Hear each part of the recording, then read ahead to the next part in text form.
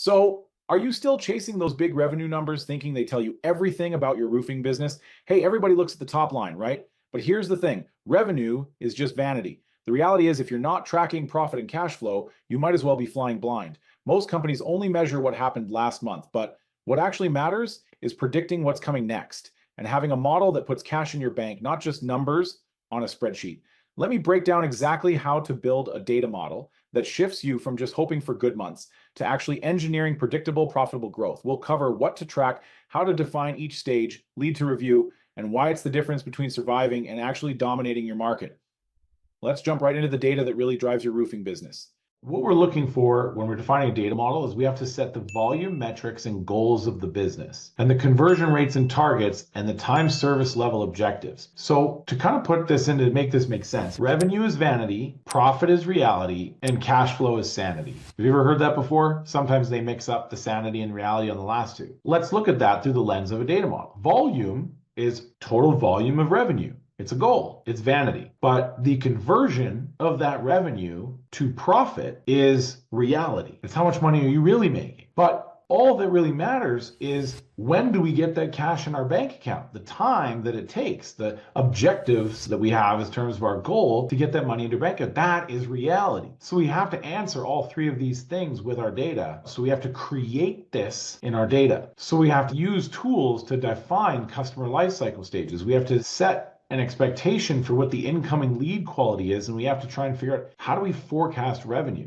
Then when we build a system that can synthesize or create this data as a byproduct of the work that we do, we can then disseminate that data to the right people so we can determine what questions must we ask and be able to answer and thus report on to make good decisions. The goal being to move from hindsight, what happened, to insight, what's happening, to foresight, predicting what will happen. Everybody here would make more money if they could predict the future. So this is where the funnel part gets broken, is most roofing CEOs are reporting on what happened. We got this many of these, then we got this many of these, then we got this many of these, it was worth that much, and then we did it and we have money. And when we look at the systems, it doesn't look like this, it looks like this. Very unpredictable in how things get to where they're trying to go, or how long it takes, or the process that we use to get there. This is the challenge of trying to do it. And a data model looks a little bit more like this, where we define things such as life cycle stage. So we have lead, MQL, SQL, sold,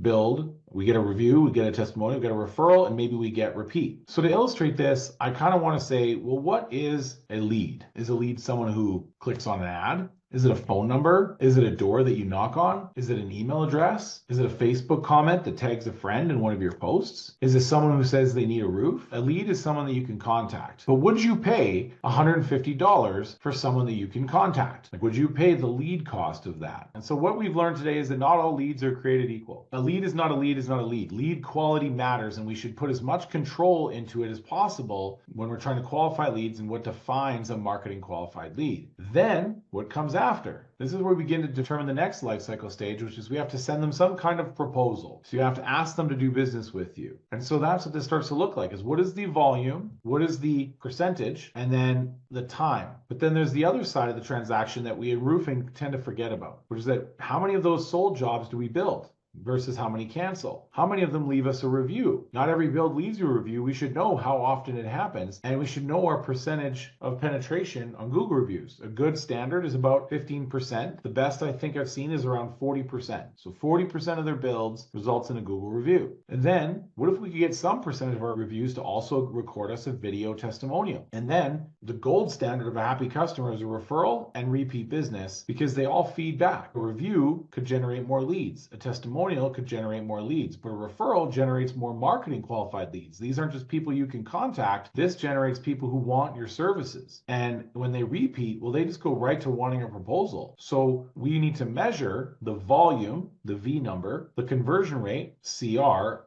and the delta of time that it takes to move through these steps. So this is what I mean by defining the data model, is to try and say we need to know what the data is that we're going to collect, and then when do we get that information and how long does it take, because this is how we can start to define our conversion rates in our business.